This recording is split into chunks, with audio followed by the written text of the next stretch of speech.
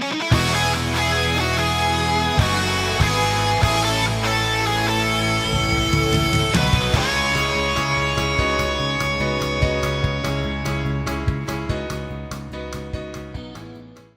guys of United Rock Nations. We are with Marcus of State of Salazar.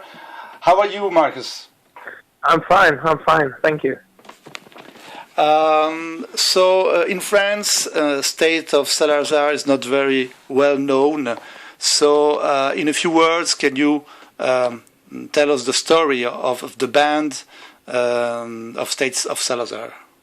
Yeah, for sure. We started out back in 2009, 2010. I had written some demo songs and I'd hook up with these friends from school at the music academy, and we tried the songs and we had a blast with it. So we started the band because we had fun together, and then in 2012 we released the EP "Lost My Way" by ourselves, and we maybe thought that could be the last thing we would ever do at State of Salazar, because we were supposed to finish school then, and so we didn't know where we all would end up after school. So we just released the EP to have something to be happy about and proud about. So, but then everything went really fast.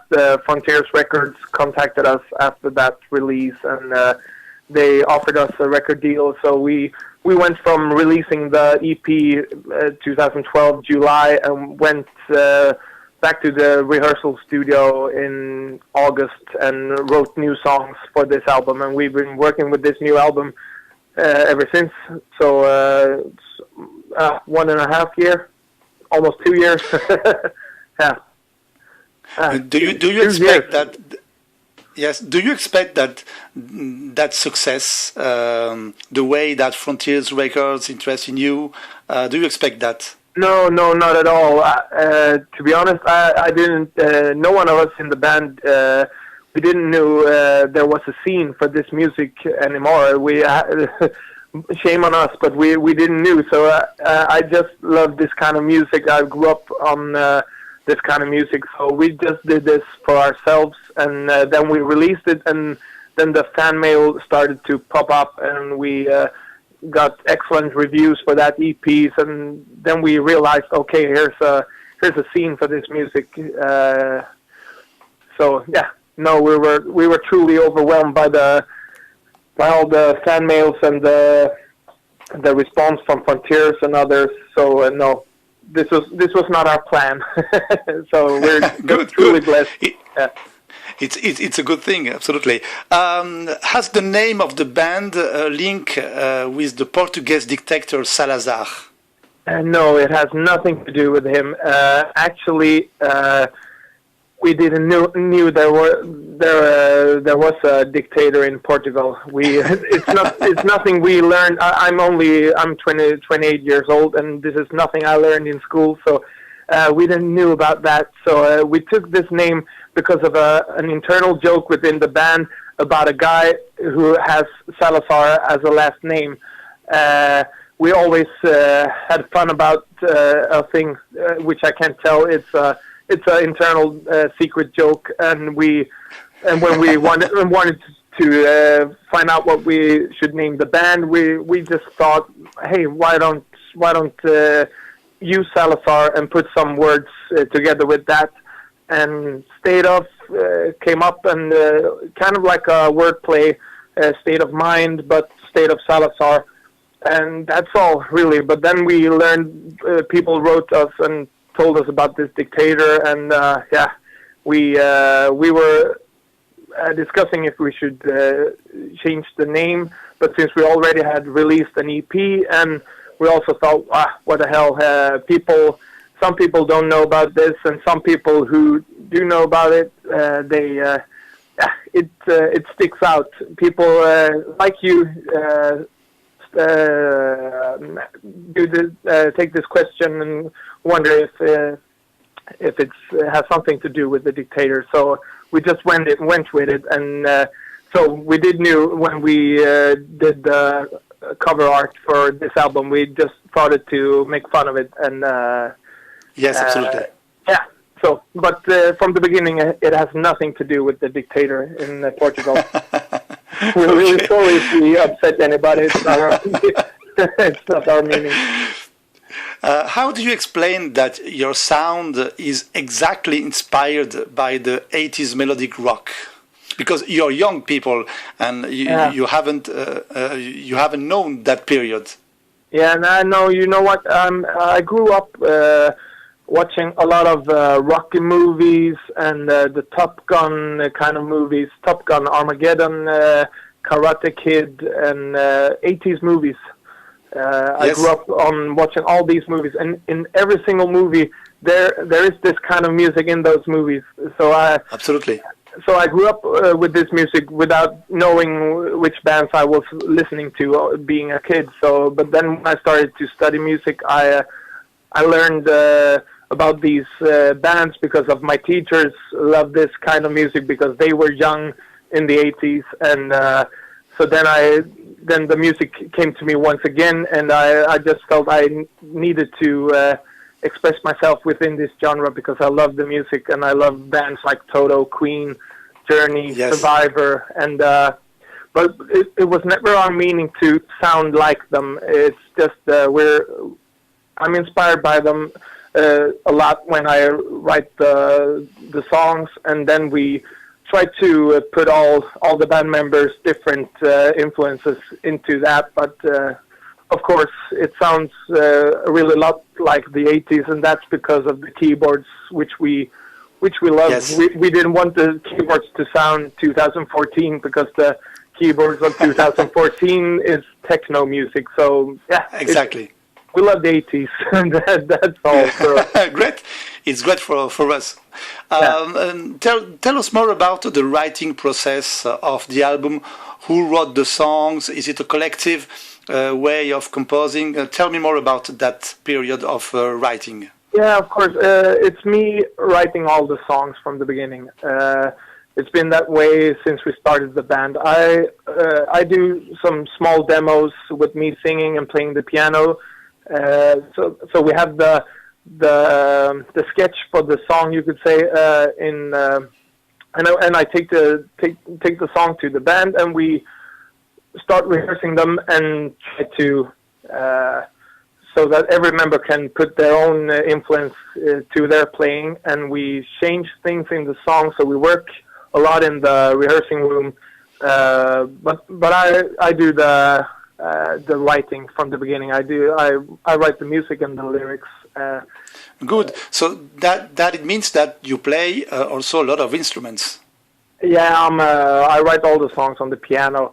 I can play some more instruments, but it's the vocals and the piano is my instrument. Okay. But I don't want to stand on stage. I'm not that good piano player, and I don't want to stand on stage playing the piano and sing. So Stefan is a lot more better keyboard player than me. So I just write the songs on the piano. Good. Your music is very technical, but at the same time is very accessible. How is it possible to play technical music but very accessible for all the people? Well, I don't know. It's just when we work. The total idea with State of Salazar is to make the songs, at least the up-tempo songs, sound like a training montage. You're supposed to feel inspired or feel the urge to put on your running shoes and go out and do something about your life. That's the theme I have in my head when I write the songs. I want them to be able to work in a 80s movie, the songs. And then we put our technical stuff into that because all the guys are great musicians, so the technical stuff comes with that. But the songs, when I work with them, I just want them to work as a 80s movie soundtrack, the feel-good, inspiring kind of music, and it's every song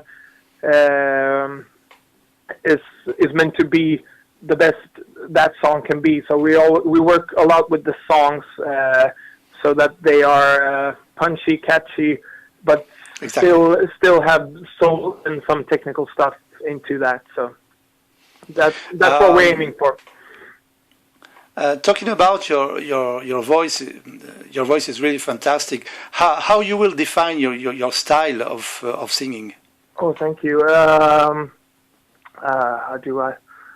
I don't know. I've been a rock singer my whole life, but I started as a pop rock singer when I was 13, 14 years old, and then it grew into more metal kind of stuff. So I've been singing metal a lot of years, and then I had my theater years when I did musicals. So that has also some input in my voice, the theatrical musical singing, and now it's just some soul and some pop and some rock, and then you add the metal and musical kind of way of singing from earlier years. So I don't know. I'm mostly inspired by singers like Freddie Mercury or Michael Bolton and Steve Perry and the Toto singers, Yes. all the Toto singers. So I believe I sound like I do because I've listened to all these different kind of singers, and also great theatrical musical singers, and Paul Stanley and Kiss, David Coverdale. So Yes. I mix up a lot of things, and I sound like I do. I don't try to sound like any of them. I'm just I've listened to them my whole life, and I sound like I do. Yes, Paul Stanley is one of my idols, so it's a good reference for me. We selected some songs that we like to talk about with you. Right. So we have four songs. Yeah. I want to begin with "Believe in You." Yeah, sure. Because it's an incredible song in a pure Toto style. Thank you. Tell me more about that song, about the lyrics, about the music also. Yeah, that song is actually the first song we ever tried out as State of Salazar. I wrote that song back in 2005, 2006 or something, and I had it in my computer, and when we put this band together, that was the first song we tried. So it's been a long timer, that song, and it's the lyrics is about believing in yourself, and it's written to a girl and inspiring her and supporting that girl to believe in herself and try to go all the way with what she want to do. And it's a positive lyric, and the song represents that, I believe. It's tried to be some kind of a bumpy, fluffy song in the verses, Yes. and then the chorus is kind of arena, big, huge choir thing. So it's a good song. It's been with us since the beginning of time. So yeah, it's cool to make we it love part of the whole album. We love also the guitar solo of "All the Way." Yeah. Tell me more about that song also, "All the Way." About the song or about the solo? Yes, about everything you want about that song. Oh, okay. That song actually, I wrote that could be the last song I wrote for this album. When we were in the process of writing songs and testing them out, checking them out in the rehearsal room, I just felt we missed something. We needed a straightforward song but in the same time this kind of Kansas kind of symphonic progressive thing where you change the beat, and so I was out on my bike and I got a melody for it's the chorus line. I got it in my head, it's stuck in my head, and just went home to my piano and I wrote that song maybe for about an hour, and then the song was ready. So it went really fast. So It's a cool song. I love the song. Johan does a really great guitar solo on that. We worked a lot with that in the studio. We had a pretty kind of good idea about where to go with pre-production, but when we went in the studio, then we worked a lot with it, and it came out really good, I think. Absolutely, absolutely. So it's strange because at the beginning of this interview, you told me about the movies on the 80s. Yeah. And for example, Field of Dreams reminds me an 80s song called Far From Over, by Frank Stallone. Frank Stallone is the brother of I know. movie actor. I know who he is. Yeah. And he wrote a lot of songs for the movies. And tell me more about that song, Field of Dreams. It's one of my favorites. Okay.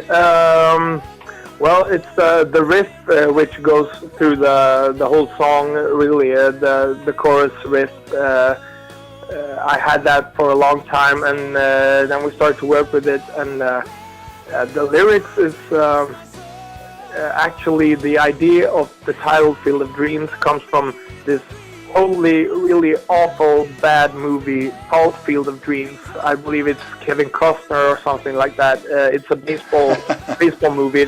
The movie really sucks, and they make fun of it in the American series How I Met Your Mother, and we all watched that series and the band. So we checked that movie out, and I just felt we need to have one song called after that awful, terrible bad movie. And the meaning of the lyrics for this song is about the landscape here in the southern parts of Sweden, where we all come from, or where we all live now. We have a lot of different kind of fields. We call it lapptäcke when you get these different colors from the yellow and green and brown. If you fly over the southern parts of Sweden, we have a lot of these kind of fields, and so it's a tribute to the landscape where we grew up, and so it's a positive song. It's about touring and being on a bus, and when you're really tired and just want to go home, there's this place where you can go and fill your batteries, and it's home. Really, Field of Dreams is home. It's the southern part of Sweden. So yeah. Good. And the last song I want to talk about is different from the other songs of the album. It's "Let Me Love." All right.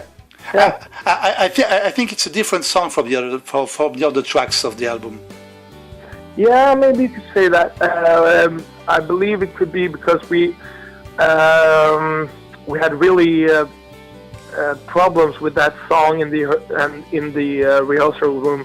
We didn't know if we could make it to this album with that song, because we didn't really know where to go with it. So we had to work a lot with that song before we felt it would be able to fit it in the album. So it's been worked with a lot, but it came out really good, I think, when we found this this way to go with the chorus. I believe you say that in English also. The chorus effect on the guitar. Yes. Typical Prince Purple Rain sound, and exactly. Johan came up with this Sting Police kind of guitar muted riff, and then everything fell in place, and it became this kind of power ballad thing, mid-tempo song, something like that. I believe it's beautiful. I'm really proud of that song, and that's all because even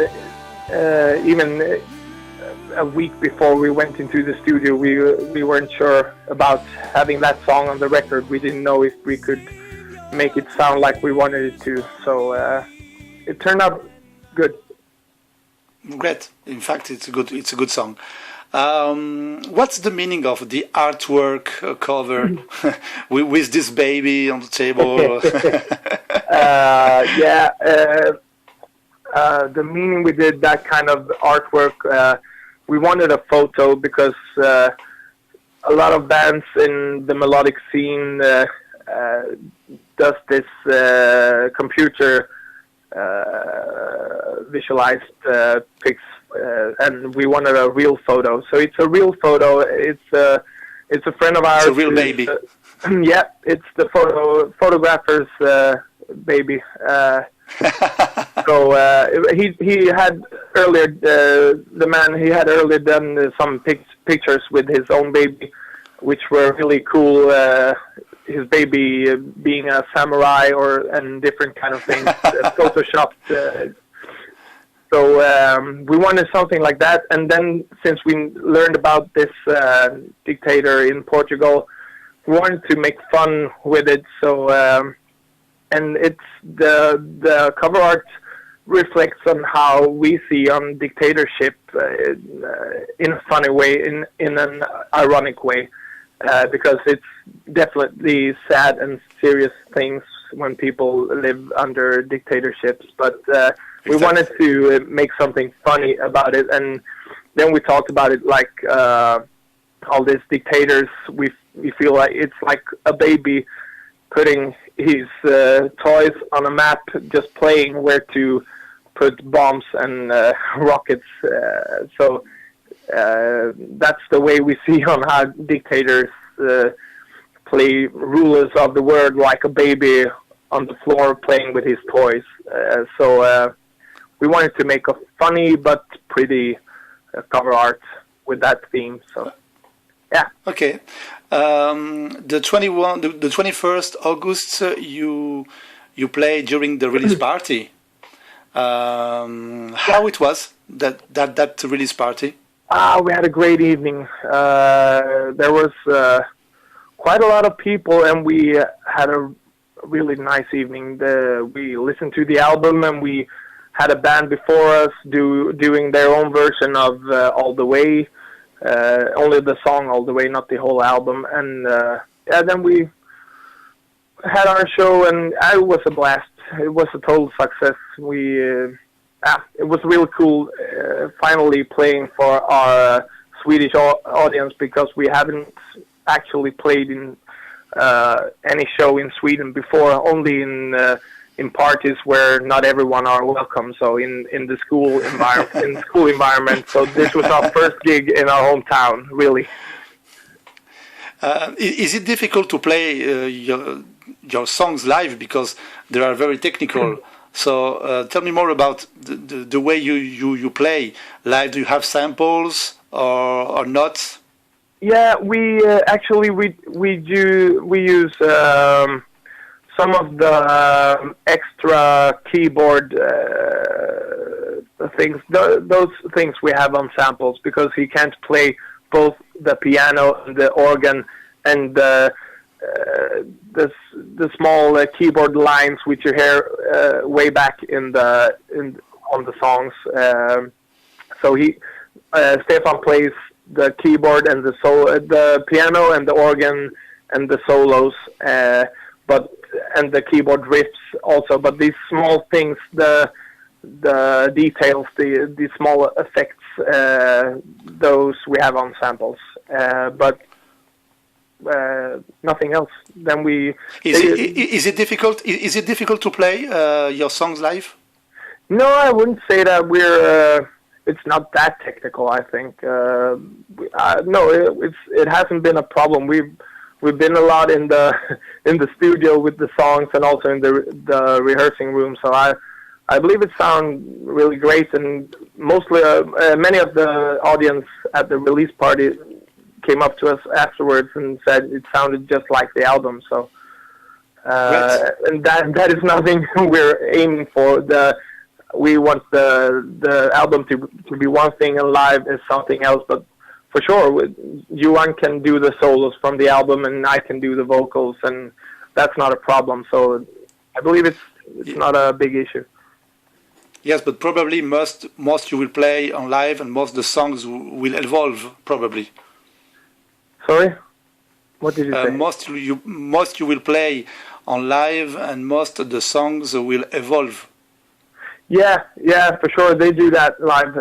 We change some things in the songs and shorten something, and some parts become 1 minute longer than on the album and such things. And yeah, let's see. Well, we want to tour now, so when we have done some 20, 50 shows, maybe it will sound totally different. I don't know. So talking about the touring, I take a look at your site. There is only one gig planned at the moment on the 30th August in Sweden. Do you plan to tour after that in Europe, for example, in France, for example? Yeah, there's nothing booked right now, but we're really hoping for people to contact us. We want to come out. We would love to tour Europe this autumn or spring, whatever. We want to come out on the roads and play. Wherever someone wants us to come and play, we will come and play. So we're working on that. It's been a roller coaster right now. Everything has gone so fast, so we haven't had the time to fix everything. We've been focusing on the album and the release now, and now we just want to come out and play. So nothing is booked without in Europe right now, but we really hope so. So, yeah. If someone wants us to play, please contact us. We will come and play. And maybe it's hard. In the same time, it's hard. We are a new band. Maybe not so many know of us, so we won't fill any clubs right now. But hey, we can do the pre-shows before another band or whatever. We want to come out and play, so hopefully that will happen. We hope to see you soon in France. Yeah, that would be awesome. Marcus, thank you for this interview. Thank you. It's a very, very, very good album, and thank you for all that music. And hope to see you soon in France. Thank you. Thank you so much. Hey, I'm Marcus from State of Salazar, and you're listening to United Rock Nation.